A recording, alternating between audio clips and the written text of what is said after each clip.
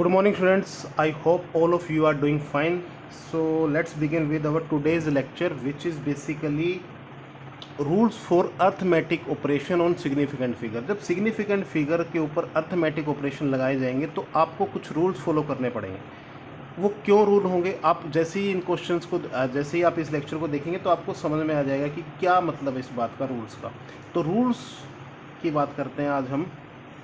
Let's talk about rules, how to multiply, divide, subtract और add two physical quantities to get definite और correct significant figure in our result। तो हम बात करते हैं इसके बारे में। जब हम दो मल्टीप्लाई करते हैं या डिवाइड करते हैं दो मेजर्ड वैल्यूज़ को, मल्टीप्लाई और डिवाइड, जब हम मल्टीप्लाई या डिवाइड करते हैं दो मेजर्ड वैल्यूज़ को, ठीक है, तब हमारे पास कुछ रूल्स हैं। वो रूल्स आते क्यों हैं ये देखते हैं, पहले बात करते हैं। हम बात करते हैं कि भैया जैसे हमारे पास दो चीज़ें हैं, हमें स्पीड निकालनी है। एग्जांपल के तौर पे बात करते हैं स्पीड, ठीक है। अब स्पीड निकालने का फॉर्मूला हमारे पास क्या है? Distance over time. अब यहाँ पर आपको बात समझ में आ जाएगी मैं क्या बोल रहा हूँ। आपको डिस्टेंस दिया हुआ 4.11 और आपको टाइम दिया हुआ है, ये आपको दो चीज़ें दी है, 4.11 मीटर और 1.2 सेकेंड। अब आप मुझे बताइए कि इसमें सिग्निफिकेंट फिगर कितनी है। इसके अंदर ऑफ कोर्स 3 सिग्निफिकेंट फिगर हैं और इसके अंदर कितनी है? 2 सिग्निफिकेंट फिगर्स हैं, ठीक है। अब आपने जब डिवाइड किया तो स्पीड के अंदर कितनी सिग्निफिकेंट फिगर रखोगे? आप 3 रखोगे या 2 रखोगे, मैटर ये कर रहा है। यहाँ पर क्वेश्चन में दिक्कत ये है कि आपको फाइनल, तो हमें क्या करना होता है, जिसमें सबसे कम हो, जैसे कि इसमें सबसे कम सिग्निफिकेंट फिगर है तो रिजल्ट के अंदर भी हमें वही चीज़ यूज़ करनी है। जैसे आपने किया 4.11 को 1.2 से डिवाइड कर दिया, इसका रिजल्ट जैसे कि मैंने कैलकुलेट किया हुआ है तो आपके पास इसका रिजल्ट कुछ ऐसा आ गया, 3.425 मीटर पर सेकेंड। आप जब इसको डिवाइड करते हैं तो हमारे पास ये रिजल्ट आ गया इसका, ठीक है। अब हमारे पास जब ये रिजल्ट आ गया तो हमने देखा इसके अंदर कि अब क्या करें भाई। अब ये तो 4 सिग्निफिकेंट फिगर आ गए, इसमें मुझे किस में रखना चाहिए? 3 में रखूँ, 3.42 रखूँ, इसको भी 5 को भी हटाने का तरीका है, या फिर इसको 3.4 रखूँ। तो जब हमारे पास ये चीज़ की दिक्कत आए तो जिसकी लेसर प्रिसीजन हो हम उसका यूज़ करेंगे। ये बात आपको समझ है। तो रिजल्ट क्या लिखोगे आप? 3.4 मीटर पर सेकेंड। ये बात समझ में आई? तो आंसर किस में आएगा? Answer will be according to less precised value. किसके अकॉर्डिंग होगा? जिसकी वैल्यू लेस प्रीसाइज्ड हो, मतलब जिसके अंदर कम सिग्निफिकेंट फिगर होंगी उसके हिसाब से आप रिजल्ट लिख देंगे। अब बात करते हैं अर्थमेटिक ऑपरेशन की, दूसरे कौन से? सब्ट्रैक्शन या डिवीजन की। तो अब हमें फिर से वही काम करना है, सब्ट्रैक्शन या डिवीजन। इसमें क्या करें, सॉरी एडिशन, सब्ट्रैक्शन या एडिशन। इसके अंदर क्या लेंगे, मैटर ये कर रहा है। अब हमारे पास मान लीजिए एक एग्जांपल और ले लिया, 3 मास हैं, 0.307, 0.52 और 0.4। ये ग्राम है, ये ग्राम है और ये ग्राम। आपको 3 जोड़ने हैं जो कि अलग अलग मेजरमेंट से है। 3 चीज़ों को जोड़ना है। आपके पास कितना आ गया इसको देखो, 7, 2, 5, ये आपके पास इसका रिजल्ट आ गया, ठीक है। तो लेकिन सबसे छोटी कम सबसे क्या है, ये आपका मामला सबसे कम है प्रीसीजन के मामले में देखा जाए। लीस्ट जो है 1 पॉइंट तक दिया हुआ है, डेसिमल के 1 पॉइंट के बाद तक दिया हुआ है। तो हमें क्या करना है, हमें 3 पॉइंट तक नहीं जाना। इसका रिजल्ट जब हम लिखेंगे तो क्या लिखेंगे? 1.2 ग्राम्स, ठीक है। हमें 3 वाला नहीं लिखना है, इसका 3 तक चला गया, ये ग्राम है, 9 नहीं है, ग्राम लिख देता हूँ, ठीक है।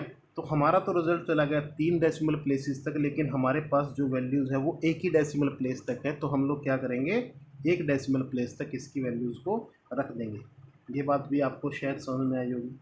अब आगे इसके बाद बात करते हैं, इसके बाद बात करते हैं कि भाई आपने तो ये जी हटा दिया, लेकिन अगर मान लेते हैं कि ये कैसे हटाया आपने। हटाने के लिए जब हम हटाएंगे इसको, ये 2 नंबर हमने हटाए हैं 27 यहाँ से, तो 27 को हटाया है तो इसके लिए एक टर्म यूज़ करते हैं राउंडिंग ऑफ। हम हटाने का भी एक तरीका यूज़ करेंगे इसमें, ऐसा नहीं कि हम बस लास्ट की डिजिट्स को ही हटा देंगे। राउंडिंग ऑफ एक टर्म बोलते हैं, ठीक है।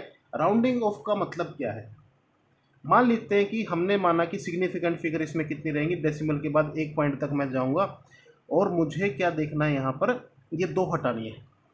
इन 2 को हटाने के लिए इनको क्या बोलते हैं, इनसिग्निफिकेंट फिगर मान लेते हैं। तो अब बात क्या करेंगे कि देखिए, जैसे मान लीजिए आपके पास है 1.26 और आपको सिर्फ 1 डेसिमल पॉइंट तक लिखना है इसको, ठीक है ना। तो ये कितने से बड़ी है, ये वाले डिजिट, इफ इसमें 2 ही केसेस रहेंगे, 3 केसेस।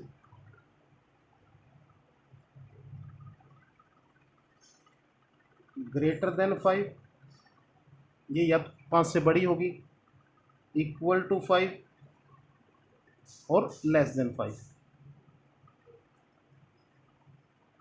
तो इन 2 के लिए तो आपको सिंपल सी बात रखनी है, या इसके अलग से देखेंगे। इन 2 के लिए तो आपको क्या रखना है, अगर ग्रेटर देन 5 है और आपको इसको हटाना है तो आप इस रिजल्ट को क्या लिखेंगे, 1.3। और अगर ये लेस देन 5 होता, जैसे फॉर एग्जांपल 1.24 होता, अब आपको ये 4 ड्रॉप करना है यहाँ से, तो आप राउंडिंग ऑफ इसकी क्या करते हैं, 1.2, किस रूल से, इस रूल से, ठीक है। तो 2 चीज़ों को आपने लिख दिया। तो ये तो आपको बात आ गई समझ में यहाँ पर कि किस तरीके से राउंडिंग ऑफ करना है, अनचेंज छोड़ देना है यहाँ तो, और यहाँ पर आपको 1 बढ़ा देना है, ये तो बात ठीक है। अब बात समझ में अब हमें समझना है कि अगर ये 5 होता, 1.25 और 1.35, ये 2 टर्म हमने लिए, ठीक है। 1.25 की राउंडिंग ऑफ और 1.35 की राउंडिंग ऑफ कैसे करेंगे, बिल्कुल आसान सी बात कर रहे हैं हम लोग। अगर प्रीसीडिंग डिजिट ओड है तो हम इसको क्या लिखेंगे, इसको रेज कर देंगे, कैसे, 1.4 लिखेंगे इसको, क्योंकि ये ओड है। और अगर ये इवन है तो हम इसको एज इट इज छोड़ देंगे और 1.2 लिख देंगे इसको। समझ रहे हो मेरी बात आप इसको एज इट इज छोड़ देंगे और इसको कुछ नहीं इसके अंदर करेंगे, और आप इसको एग्जैक्टली 1.2 पे रख देंगे और इसको रख देंगे 1.4 पे। तो आई होप आपको इस बारे में कोई चीज़ कन्फ्यूजन नहीं है। आप रिजल्ट निकालेंगे पहले सिंपल कैलकुलेशन करके, जो जो भी दी है। जैसे फॉर एग्जांपल एक एग्जांपल ले लेते हैं, जैसे कि हमारे पास एग्जांपल आ गया, कोई देखता हूँ मैं,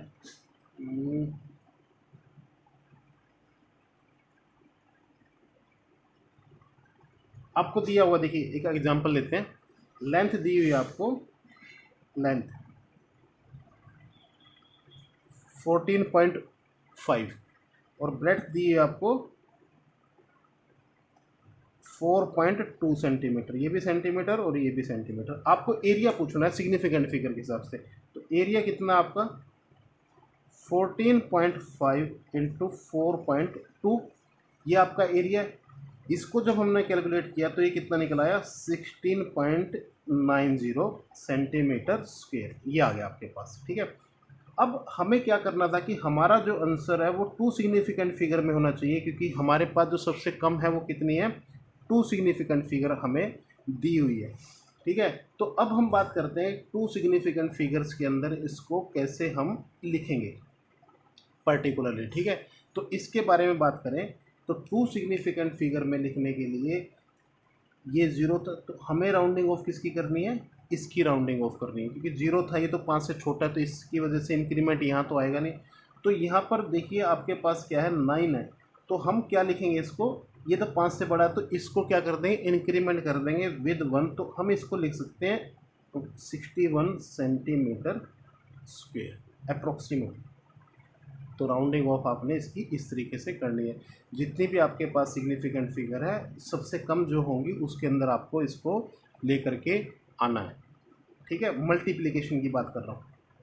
किसकी बात कर रहा हूँ? मल्टीप्लिकेशन की। सब्ट्रैक्शन और डिवीजन में आपको ये देखना है कि डेसिमल के बाद कितनी वैल्यूज़ हैं, ये दोनों बातों में फ़र्क आपको समझ करके चलना है। ठीक है ना, डेसिमल के बाद कितनी वैल्यूज़ हैं, अकॉर्डिंग टू दैट आप करोगे, क्योंकि हो सकता है कि सब्ट्रैक्शन और मान लीजिए डिवीजन करने लगे आप और आपके पास 0.4 ये सारी टर्म रखे, लेकिन इधर मान लीजिए कुछ भी वैल्यूज़ आपके पास हैं और वो इतनी बड़ी कैलकुलेशन बन गई कि आपको जो पूरा समेशन आया वो आपका बहुत ही बड़ा आ गया। मान लीजिए आपने 1000 ऐसी क्वांटिटी और आपके पास आ गया 1112.569, ये आपका रिजल्ट आ गया। अब आप इसको तो हटा नहीं सकते भाई, इसके रिजल्ट को तो राउंड ऑफ कर नहीं सकते। आप कहोगे कि मैं इसको कर दूं क्योंकि सबसे छोटा एक सिग्निफिकेंट फिगर का मेरे पास डिजिट है, तो मैं एक लिख दूं, इसका एक तो नहीं लिखा जा सकता ना दो लिखा जा सकता।